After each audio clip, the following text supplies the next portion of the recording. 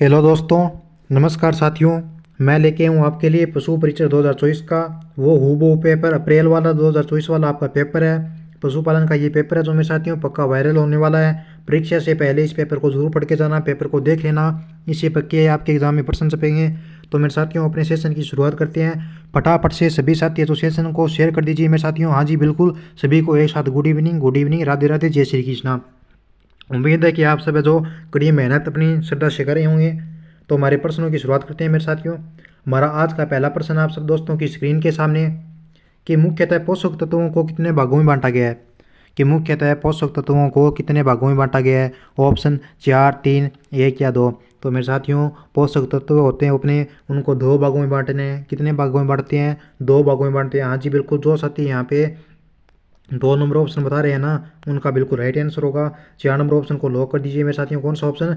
4 number option.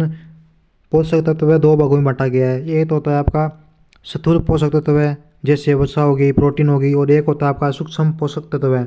सूक्ष्म में आते हैं विटामिन, खनिज, फाइबर आदि, और स्थूल में आते हैं कार्बोहाइड्रेट, वसा और प्रोटीन। ठीक है मेरे साथियों, बात करूँगा नेक्स्ट क्वेश्चन की। प्रश्न नंबर हमारा 2 ये है कि गन्ने का रस निकालने के बाद बची हुई खल क्या कहलाती है। गन्ने का रस निकालने के बाद बची हुई खल को क्या कहा जाता है। ऑप्शन खोई, कड़बी, शीरा या हे। तो गन्ने का रस निकालते हैं मेरे साथियों, उसके बाद जो खल बचती है उसको क्या कहते हैं। तो उसको कहेंगे मेरे साथियों खोई कहा जाता है उसको, यानी 1 नंबर ऑप्शन को लो करें। हाँ जी बिल्कुल, जो साथी यहाँ पे अपना 1 नंबर ऑप्शन को लो करें उनका बिल्कुल राइट आंसर होगा। गन्ने का रस निकालने के बाद बची हुई खल खोई कहलाती है।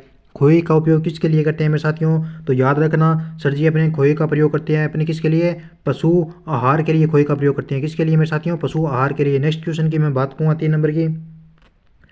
3 नंबर हमारा प्रश्न है मेरे साथियों की 5 लीटर दूध देने वाले पशु को कितने किलोग्राम पशु आहार की आवश्यकता होती है। जो पशु 5 लीटर दूध देता है उसको कितने किलो मतलब आहार है वो देना जरूरी है। ऑप्शन आपके सामने 4 दिए गए हैं। 4 किलो, 1 किलो, 3 किलो या 2 किलो। तो मेरे साथियों 5 लीटर दूध देने वाले पशु को 3 किलोग्राम पशु आहार की आवश्यकता होती है। कितने किलोग्राम की? 3 किलोग्राम की। 3 नंबर ऑप्शन को अपन लो करेंगे। किस ऑप्शन को सर जी? 3 नंबर ऑप्शन को लो कर दिया हमने, जिसमें 2 किलो पशु आहार दूध के लिए देते हैं और 1 किलो पशु आहार देते हैं अपने पशु के स्वास्थ्य के लिए। ये 3 किलो आहार देते हैं ना मेरे साथियों, इसके अंदर क्या करते हैं, जो 2 किलो अपन आहार देते हैं, कितना किलो? 2 किलो, वो तो देते हैं अपने आहार दूध के लिए।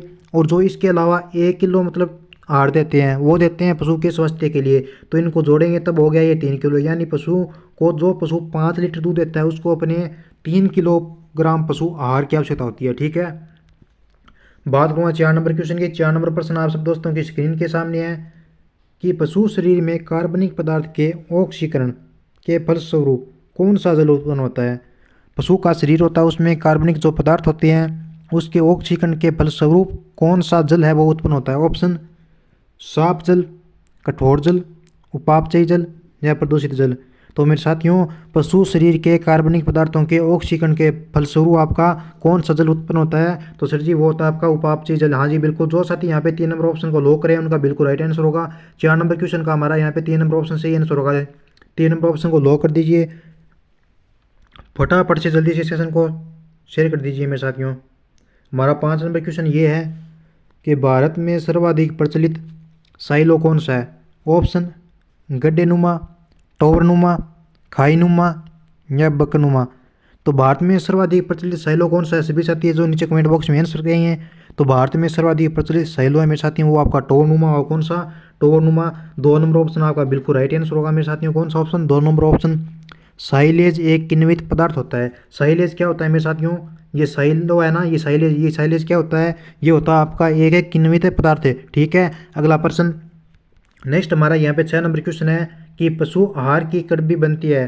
पशुओं को जो अपन आहार देते हैं उसको क्या बोलते हैं? उसको कड़बी बोलते हैं। जैसे कि बाजरी होती है, हरी बाजरी, तो उसको हम घर पे ला के काट के पशुओं को खिलाते हैं तो उसको क्या बोलते हैं मेरे साथियों? उसको बोलते हैं अपन कड़बी। ठीक है, तो पशु आहार की कड़बी बनती है किस किस से बनती है पशु आहार की कड़बी? तो ये बनती है आपकी गेहूँ से। हाँ जी बिल्कुल, गेहूँ से भी बनती है, मक्का से भी बनती है, बाजरा से भी बनती है। यानी ये तीनों ये ऑप्शन आपके यहाँ पे क्या है मेरे साथियों? राइट होंगे। यानी 4 नंबर ऑप्शन को अपन यहाँ पे लो करेंगे, इसका राइट आंसर होगा आपका सभी। ठीक है, 4 नंबर ऑप्शन को लो कर दीजिए। हाँ जी सर जी लो कर दिया। अब बात करूँगा 7 नंबर प्रश्न की। 7 नंबर हमारे सामने प्रश्न है 7 नंबर क्वेश्चन बताने से पहले मैं आपको बात बताऊंगा मेरे साथियों, मैंने जो आपके ग्रुप में आज जो पीडीएफ डाली है उस पीडीएफ के अंदर मैंने इस तरह से कुछ क्या है मेरे साथियों, एरो के निशान दिए हैं, मतलब इस तरह एक हाथ का निशान दिया है आपको। किस तरह? इस तरह हाथ का निशान दिया है। उसका मतलब है कि इस तरह हाथ का निशान जिस ऑप्शन के आगे है वो उस पर्सन का राइट आंसर होगा इस हाथ के निशान का, ये मतलब है मेरे साथियों। मैंने वहाँ पे गुड नहीं मारा है, आपको इस हाथ के जरिए बता दिया है कि इसका आंसर ये होगा। हाँ जी बिल्कुल, अगर किसी छात्र ने अभी तक पीडीएफ प्राप्त नहीं किया है तो वो पीडीएफ प्राप्त कीजिए व्हाट्सएप ग्रुप से। अगर आप अभी तक ज्वाइन नहीं हुए हैं तो व्हाट्सएप ग्रुप से जरूर ज्वाइन होइए। व्हाट्सएप ग्रुप के नंबर है मेरे साथियों 90 57 100 15 47, यानी 90 57 00 15 47, ये व्हाट्सएप ग्रुप के नंबर है। इन पे मैसेज कीजिए, मेरी टेक्निकल टीम है वो आपको ग्रुप में ऐड कर देगी। वहाँ पे आपको क्लास का नोटिफिकेशन मिलता रहेगा, प्लस में रेगुलर पीडीएफ मिलेगी। ठीक है मेरे साथियों, और अन्य कोई फैक्ट होगा जो ज़रूरी बातें होंगी वो आपको मिल जाएगी। और एक आपके लिए बहुत बड़ी खुशखबरी ये है मेरे साथियों कि बी पार्ट अपना पूरा होने वाला है। इसके लिए वो 10 एक क्लास हो रहा है जो मैं आपको करवा दूंगा। उसके बाद अपन जीके, विज्ञान, जो भी अन्य सब्जेक्ट लगते हैं आपके सुपर टीचर के अंदर, मैथ को छोड़कर वो सभी क्वेश्चन है वो भी मैं आपको कराऊंगा, जो आपके ओनली परीक्षा में डायरेक्ट यहाँ से छपेंगे। ठीक है, अगर आपने अभी तक चैनल को ज्वाइन नहीं किया तो चैनल को जरूर ज्वाइन कीजिए। प्रश्न हमारा 7 नंबर है कि साइलेज बनाने में कितनी नमी उपयुक्त होती है। साइलेज बनाने में कितनी नमी उपयुक्त होती है? ऑप्शन 70%, 40%, 20% या 50%। तो साइलेज बनाने में मेरे साथियों 70% नमी है वो उपयुक्त होती है। कितनी? 70% नमी उपयुक्त होती है, यानी एक नंबर ऑप्शन को लॉक कर दीजिए मेरे साथियों। 60 से 65% नमी वाले भी साइलेज होते हैं, जिसकी मात्रा होती है 60 से 65%, उसको भी अपन क्या बोलते हैं? साइलेज बोलते हैं। परंतु साइलेज बनाने में कितनी नमी की उपयुक्त मात्रा उचित होती है, आपको आवश्यकता होती है, तो वो आपको 70% याद रखना है मेरे साथियों। एक नंबर ऑप्शन को लॉक करेंगे। वहीं अगर हे बनाते हैं, अपन क्या बनाते हैं? हे बनाते हैं, तो हे बनाने में 20% नमी की जरूरत होती है। कितनी प्रतिशत है? हे बनाने के अंदर मेरे साथियों 20% नमी की जरूरत होती है। और साइलेज बनाने के लिए आपको नमी होती है वो आपको 70% उसके और साइलेज बनाने के लिए उपयुक्त होती है। अगला प्रश्न, क्वेश्चन हमारा 8 नंबर है कि साइलेज बनाने के लिए फसल किस अवस्था में काटा जाता है। क्वेश्चन हमारा 8 नंबर ये है मेरे साथियों कि साइलेज बनाने के लिए फसल को कौन सी अवस्था में काटना चाहिए। ऑप्शन आपके सामने जार दिए गए हैं, फटाफट से सभी साथी जो कमेंट बॉक्स में आंसर करेंगे। तो आपके सामने ऑप्शन है post stage, pre stage, free नहीं है मेरे साथियों, यहाँ पे क्या है? प्री है। क्या है? Pre. Pre stage, milk stage या अर्ली स्टेज। साइलेज बनाने के लिए फसल कौन सी अवस्था में काटा जाना चाहिए? Option post stage, pre stage, milk stage या अर्ली स्टेज। तो साइलेज बनाने के लिए मेरे साथियों फसल को कौन सी अवस्था में काटना चाहिए? तो उनको मिल्क स्टेज में काटना चाहिए, यानी 3 नंबर ऑप्शन को हमारा यहाँ पे लो करेंगे। हाँ जी सर जी, लो कर दिया है। क्या सर जी आपने लो कर दिया क्वेश्चन को? हाँ जी बिल्कुल, मैंने 8 नंबर प्रश्न को आपका 3 नंबर ऑप्शन बताया है। कौन सी स्टेज होगी? मिल्क स्टेज होगी। मिल्क स्टेज से तात्पर्य होता है फसलों में जब उचित नमी और अधिकतम पोषक तत्व मौजूद होते हैं। ये क्या है? ये मिल्क स्टेज है। ठीक है, अगला प्रश्न, क्वेश्चन नंबर हमारा 9 है कि अच्छे हे के लिए फसल को काटना चाहिए। अच्छे हे के लिए फसल को काटना चाहिए, कब काटना चाहिए? फूल आने पर, फूल आने से पूर्व, या फसल पकने पर, या फसल काटने के बाद। तो अच्छे हे प्राप्त करने के लिए अपन फसल को कब काटेंगे मेरे साथियों? तो मेरे प्यारे साथियों स्टूडेंटों, अच्छे हे के लिए फसल को काटेंगे अपने। यहाँ पे ये क्या कर रखा है टेक्निकल टीम, आज तुमने मात्राओं की गलती बहुत ज़्यादा कर रखी है। अच्छे हे के लिए फसल को कब काटेंगे मेरे साथियों? फूल आने पर काटेंगे। कब काटेंगे सर जी? फूल आने पर काटेंगे। कब काटेंगे? अच्छे हे के लिए फसल को काटना चाहिए, कब काटना चाहिए? तो ये काटना चाहिए मेरे साथियों फूल आने के बाद। फूल आने पर, फूल आने के बाद नहीं, फूल आ जाता है तब अपन हे काटेंगे तो वो उसकी अच्छी फसल होगी। बात करूँगा मैं अगले प्रश्न की, गाय व भैंस को जीवन निर्वाह कितना लाभ देते हैं? जो गाय और भैंस होती है अपने मेरे साथियों, गाय भैंस को जीवन निर्वाह पर कितना रावत देते हैं? जीवन निर्वाह होता है ना अपना उसका, तो उसको रातव कितना देते हैं? रातव ऑप्शन 4 किलो, 3 किलो, 2 किलो या 1 किलो। गाय व भैंस को जीवन निर्वाह हेतु मेरे साथियों 1 किलो रातव देते हैं। सर जी कितना देते हैं? तो सर जी अपने 1 किलो रातव देते हैं, यानी 4 नंबर ऑप्शन को लॉक करेंगे। हाँ जी बिल्कुल, जो साथी यहाँ पे 4 नंबर ऑप्शन बता रहे हैं उनका बिल्कुल राइट आंसर होगा। 5वें माह के गर्भ से, कौन से में? 5वां माह। 5वां माह के गर्भ से ब्याने तक 1 किलोग्राम रातव भ्रूण बच्चे के विकास के लिए दिया जाता है, यानी ये इसके खाने की चीज़ है, ये याद रखना, ठीक है। तो गाय व भैंस को जीवन निर्वाह का कितना रत्व देते हैं मेरे साथियों, तो उसको देते हैं अपने 1 किलो। और 5वें माह के गर्भ से ब्याने तक 1 किलोग्राम रातव भ्रूण के बच्चे के विकास के लिए दिया जाता है, ठीक है।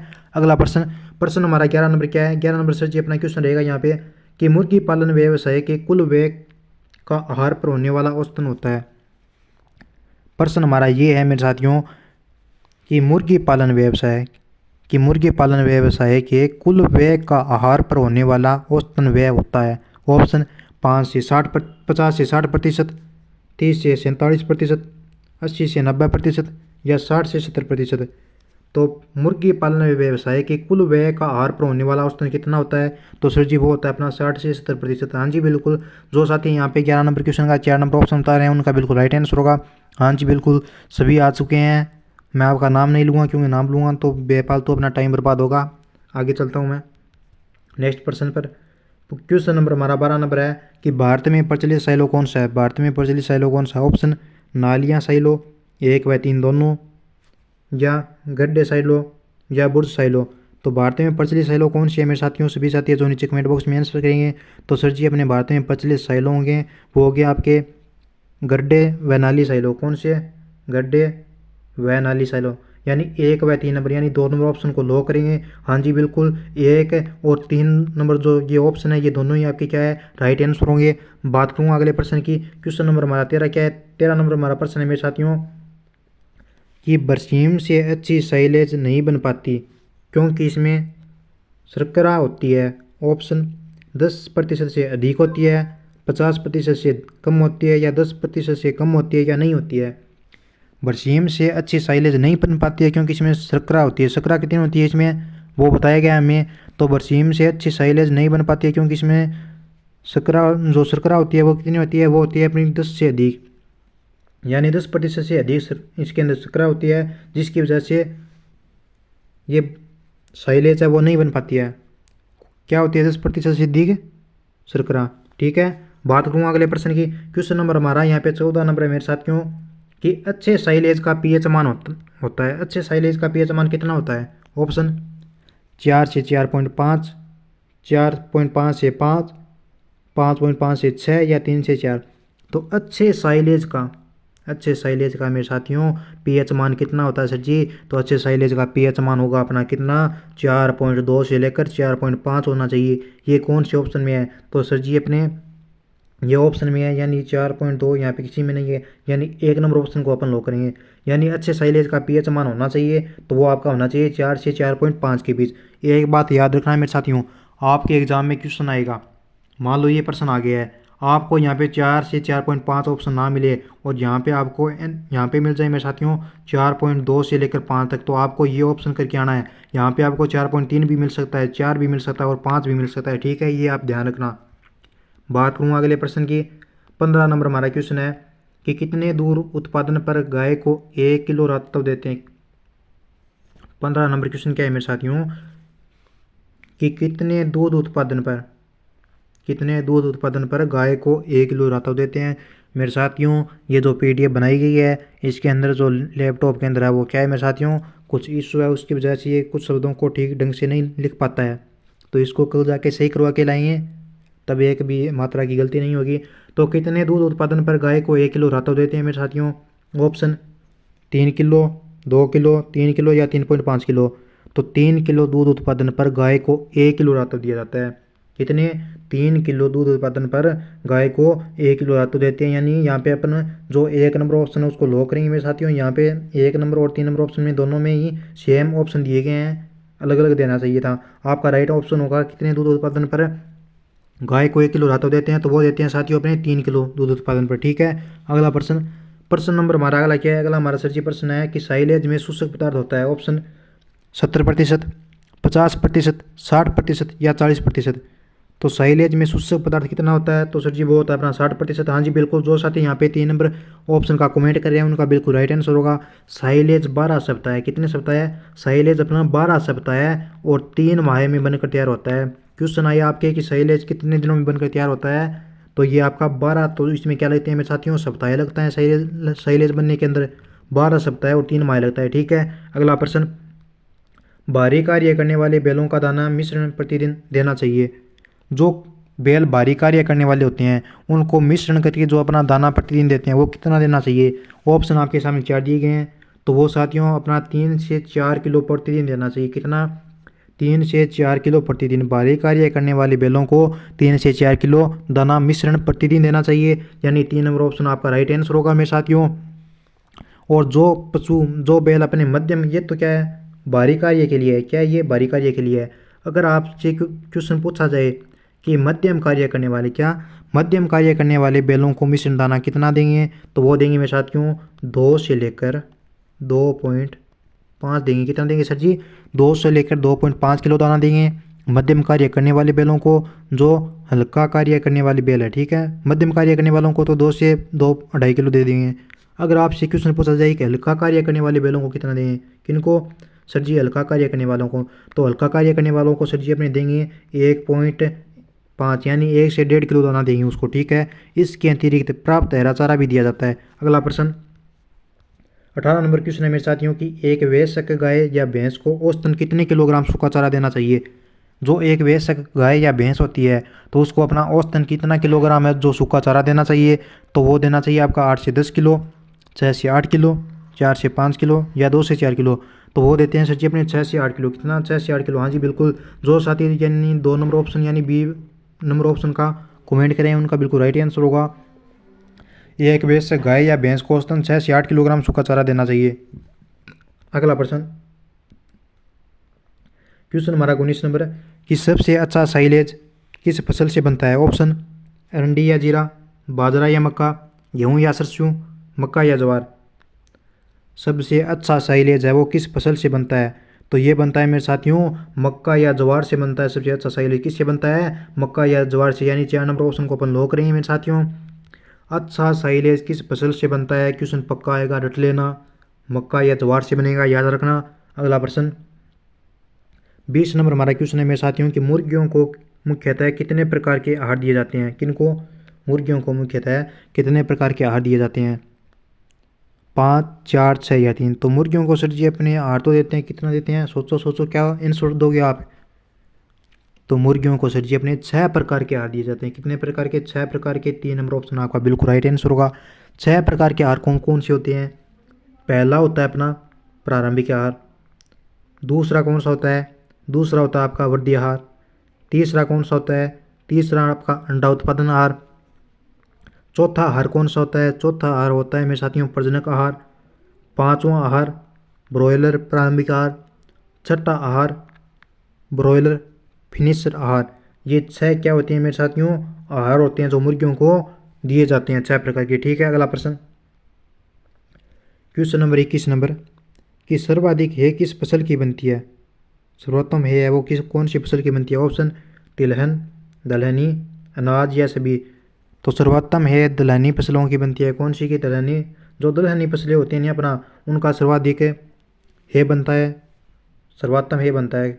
सर्वोत्तम है किस फसल का बनता है, तो दलहनी फसलों का बनता है मेरे साथियों, क्योंकि इसमें विटामिन ए, कौन कौन सी? ए, डी और ई, इन विटामिनों की पर्याप्त मात्रा में होती है इनके अंदर। और कैल्शियम भी इसके अंदर क्या होता है? कैल्शियम भी इसके अंदर इसकी मात्रा होती है वो क्या होती है मेरे साथियों? अच्छी होती है कैल्शियम की मात्रा। बात करूँगा नेक्स्ट क्वेश्चन की, जो आपका अंतिम प्रश्न होगा आज का, कि निम्न में से कौन सी चीज़ है जिसका प्रयोग जंगली करने। 2 मिनट में साथियों इस क्वेश्चन को मैं देख लेता हूँ कि यहाँ पे प्रश्न क्या है, क्योंकि लैपटॉप में कुछ टेक्निकल इश्यूज जैसे ये जो शब्द है वो क्या है, साफ नहीं लिखे गए हैं। निम्न में से कौन सी चीज़ है जिसका प्रयोग जुगाली करने वाले पशु कर लेते हैं, परंतु बिना जुगाली करने वाले पशु नहीं कर पाते हैं। यहाँ पे जुगाली है आपका। ठीक है। कि निम्न में से कौन सी चीज़ है जिसका उपयोग जुगाली करने वाले तो पशु अपने कर लेते हैं परंतु बिना जुगाली वाले नहीं करते हैं। ऑप्शन रेजिका, शीरा, बरसीम या यूरिया। तो यूरिया का उपयोग आपका जुगाली करने वाले पशु करते हैं। किसका? यूरिया, यानी 4 नंबर ऑप्शन को अपन राइट करेंगे। यूरिया का उपयोग जुगाली करने वाले पशु कर लेते हैं, पर बिना जुगाली वाले पशु यूरिया का प्रयोग नहीं करते हैं। वह आहार जो पशु के बाहर के आधार में दिया जाता है तथा उसकी समस्त आवश्यकताओं की पूर्ति करता है उसको संतुलित आहार बोलते हैं। संतुलित आहार किसको बोलते हैं? वह आहार जो पशु के बाहर के आधार में दिया जाता है, बाहर के आधार पर दिया जाता है और समस्त आवश्यकताओं की उसकी पूर्ति करता है, उसको बोलते हैं संतुलित आहार। आपको मैं एक बात कहना चाहूँगा मेरे साथियों कि जो साथी बीएसटीसी पीटीटी और पशु परीक्षा 2024 की तैयारी कर रहा है वो भी चैनल को सब्सक्राइब कीजिए, बेल आइकन को क्लिक कीजिए, घंटी को दबाइए ताकि आपको क्लास का नोटिफिकेशन मिलता रहे। अगर आपने पीडीएफ प्राप्त नहीं किया है तो व्हाट्सएप ग्रुप को जरूर ज्वाइन कीजिए, आपको पीडीएफ है जो रेगुलर की मिलती रहेगी। अब अपन मिलेंगे नेक्स्ट क्लास में। जय हिंद जय भारत।